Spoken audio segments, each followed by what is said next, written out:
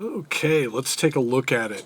The first things first, I did not use every single track that was provided to me. As a matter of fact, we can see over here, there's a bunch I used, but let me get you in on this. There were several here that are just plain not on. Let me get myself out of the way. The kick, batter side, off. Kick, sub, or kick resonant, off. Drums, which I think was an earlier mix. Weirdly, also overhead left, not on. Didn't feel it was necessary. And the cymbals are their own workaround. I'll show you about that more in a second. Okay, let me get you back over to where everything began. We started with the kick here. Kick, solo.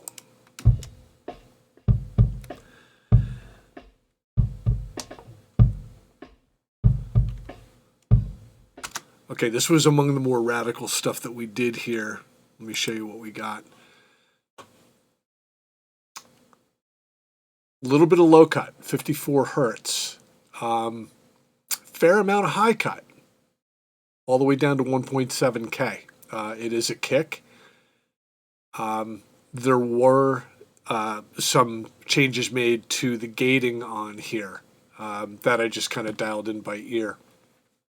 And since we had a high pass filter on at around 50 hertz, 54 hertz to be specific, I've kind of made up with that with a little bit of a boost here with the low frequency set at 30 hertz with a fair amount of boost. And what it did is it gave me a nice little point kind of right at 50, which is right where I wanted it. But I didn't have any turmoil, down below, like, say, 20 or 30 hertz. The other thing is there was a bit of a knock about 150 hertz or so. Let me see where I dialed that out specifically. Somewhere.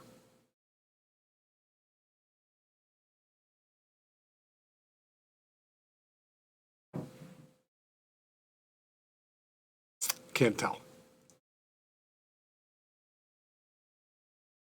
Oh, 0.2 kilohertz. I wasn't reading it right. So at 200 hertz. So that was right at 200 hertz.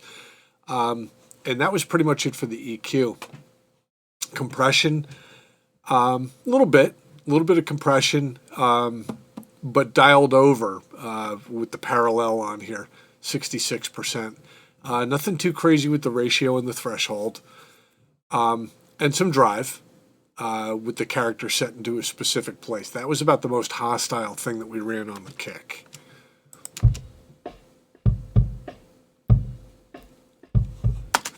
And again, we were only really using that one channel for that. All right, let's take a look at the snare. The snare we had to do some stuff to as well. Here's the snare.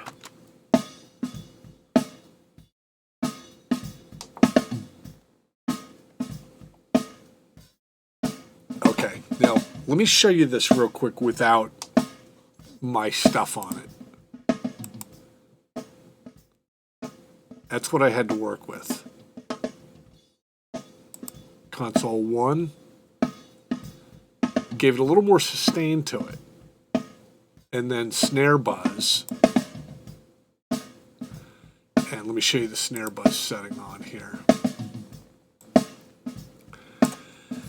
We used snare 5, tightness set to 0, mic distance at 33%, and mixed in at 30.8%.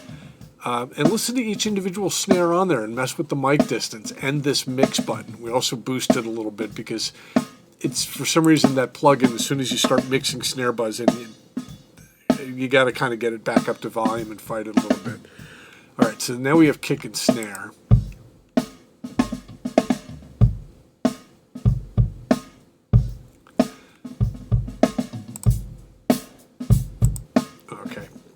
let's take a look at this console one on here. Okay, snare. Nothing with the low pass, high pass filters on it at all. So a little bit of monkey business with the gate here, nothing with punch. The EQ I did was actually kind of radical. I wanted to boost up around 200 hertz on the snare. Remember, that's what I cut out on the kick. But you had something up around 500 hertz, kind of a ringing tone. And let me kind of show you what I mean by that. Let me put that all back in.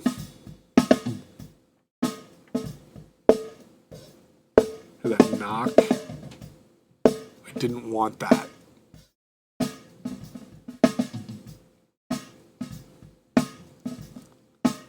So ran that about like that. All right, let's take a look at the next thing I did was the cymbals, and this was a little bit of mayhem. Let me show you what we had going on here. First off, remember I did not use one of the overheads, overhead left. I did like overhead right though. So we're looking, okay, so, and I did subgroup the cymbals into a group I called Sizzle over here. So I used hats, overhead right, and cymbals. So let's take a look at overhead right. You'll hear it more on the crashes.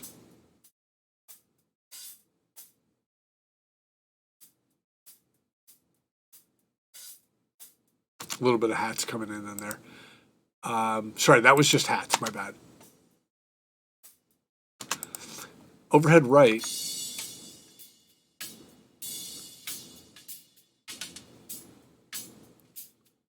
And also the one labeled cymbals. Weirdly, I panned overhead right to the left. I panned the one called cymbals over to the right to give me sort of the illusion of stereo cymbals on this.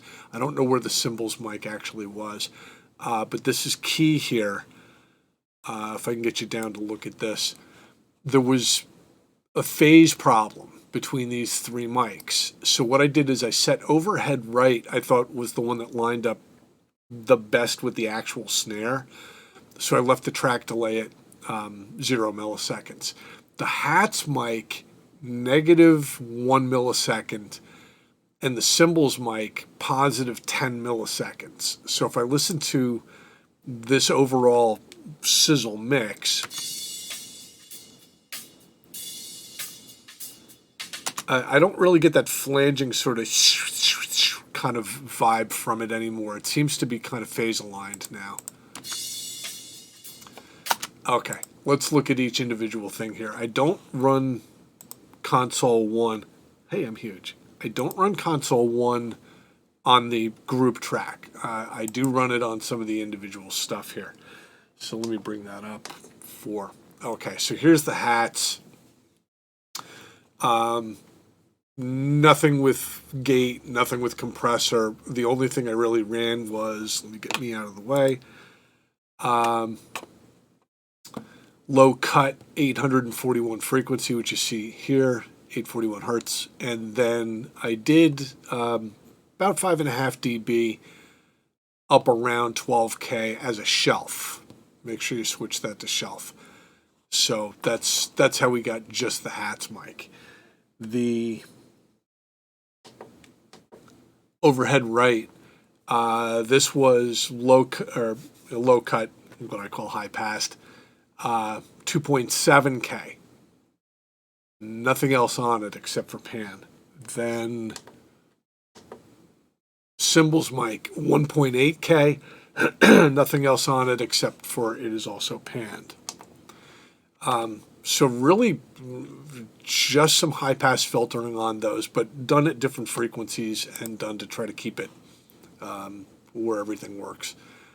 Okay. Looking at the toms now. The toms, I didn't group them, but you have toms and you have floor toms. And the tom mic is picking up a lot of snare.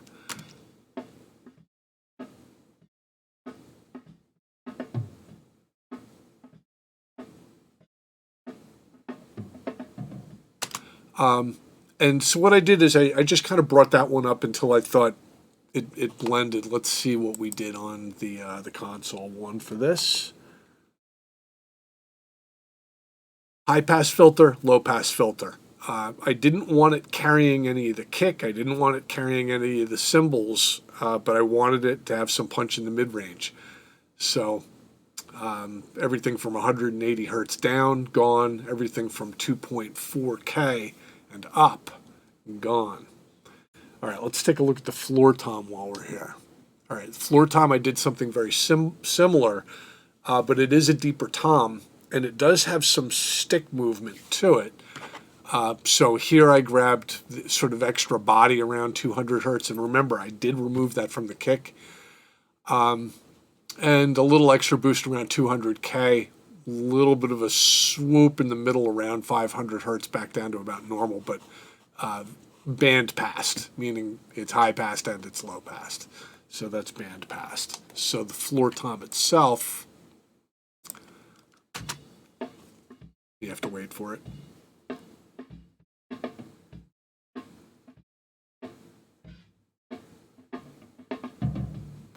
And there it was at the very end. Doo-doom, which came out nicely. All right. The only other mic that I used, and you have two versions of this recording. One is the dry mix. The dry mix does not include this mic at all. When I sent you the dry mix, this mic was off. The mic that the floor mic, the ambient mic. However, when I did the wet mix, I included it back in fairly robustly with reverb on it. And if I remember correctly, let's see.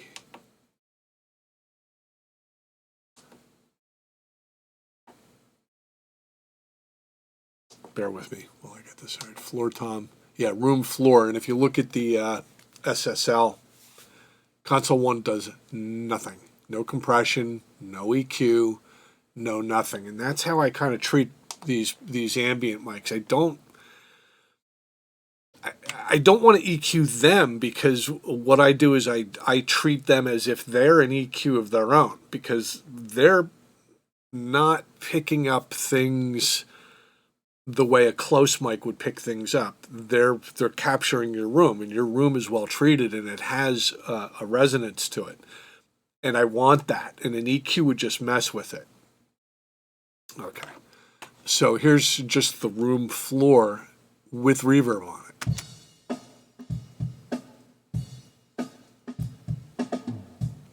Okay, let me take that out of the mix, and I'm going to blend that back in. So here's what you got that I call dry. And when I blend this in, it's going to have like a body of EQ in and of itself, and all the reverb.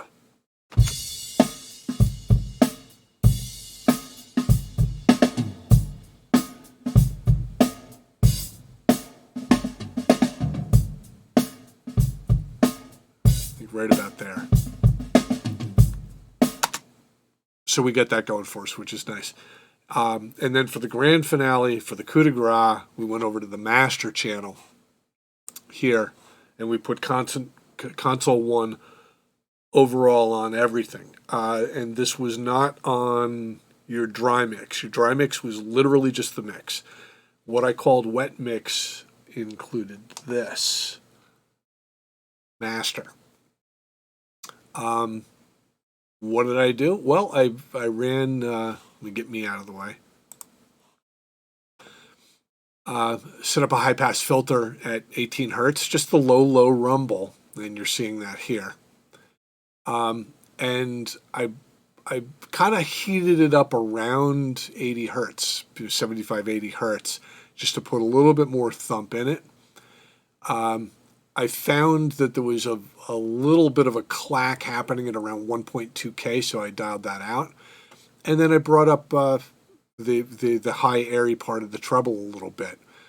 I also ran a little tiny bit of gating on here to taste, and a mild compression as well, and watch where it's paralleled out. So let me give it to you with this. And what I'm going to do is I'm going to shut this master off. Here's without it. So that was my mix. And here's the finale with the console one on overall.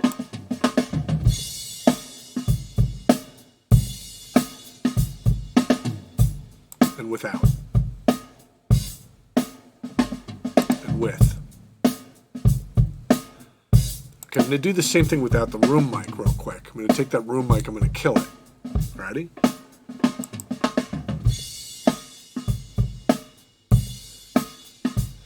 That's a good sounding kit.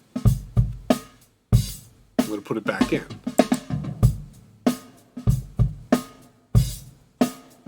And I'm going to put the master console back on.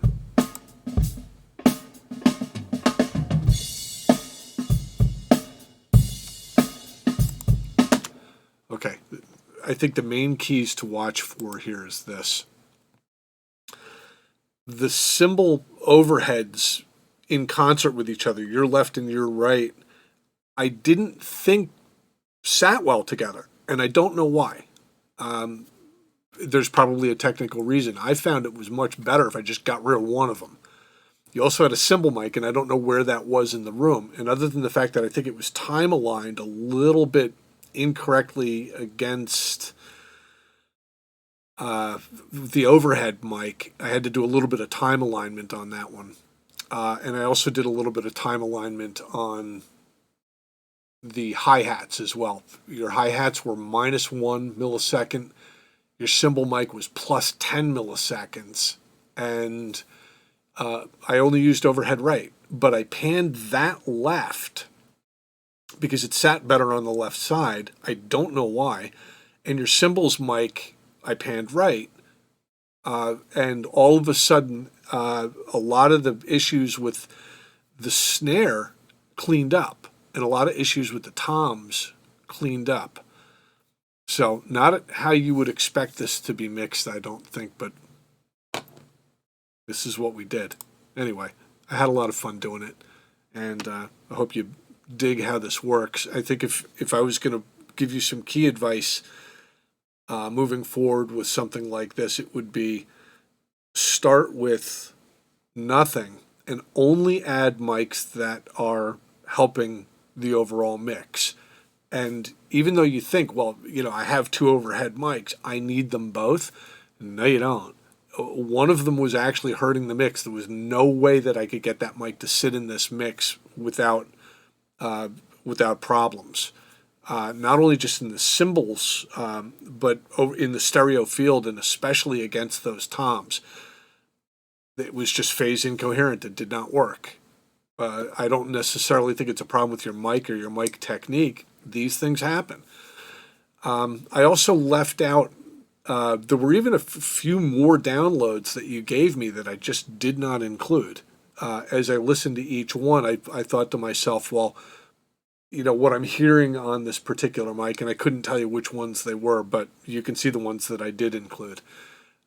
These are all mics that I thought would be important to the mix, and I ended up not using 4 of them, including all your extra kick stuff. Yeah, overhead right was not used, kick batter was not used, the kick resonant, what I call kick sub, was not used. Your drum mix, I think, was just there for me as a reference. That floor mic came in super handy. And by the time I get the time alignment on the other cymbal tracks, got a little bit of, just a little bit of how I like to have a gate and EQ set up for a kick, and a little bit of how I like to have a gate. And that snare was not easy to work with because it's such a short, tight snare, and that's why I brought in Snare Buzz to give it just a little bit of extra stuff. If I was going to be, and I would consider even this with a little bit of reverb on that room mic and stuff, I would consider this to be a really dry, kind of pretty left alone mix. It's pretty left alone. If you sent me this is something that I could work with, either in the dry form or the wet form that I sent you. I would be able to work with that. And I would do things like, have it it would already be grouped, and I would probably EQ it even a little bit more. I would gate it potentially a little bit more. I would compress it a little bit more. It's not your job to make sure that the engineer who gets this has what you would consider a finished drum mix in terms of, is it gated properly? Is it compressed properly? Is it EQ'd properly? They just want it captured, and they can't really have phase issues, which happen when you have 15 mics all equally blended up into a mix, and you can get away with 6 mics or 7 mics, something like that. So just a clean recording. Leave room for additional EQing, leave room for additional compression, leave room for additional gating or additional reverb or that type of stuff. That's your best bet. And that's just how I approached it. All right, man. Talk soon.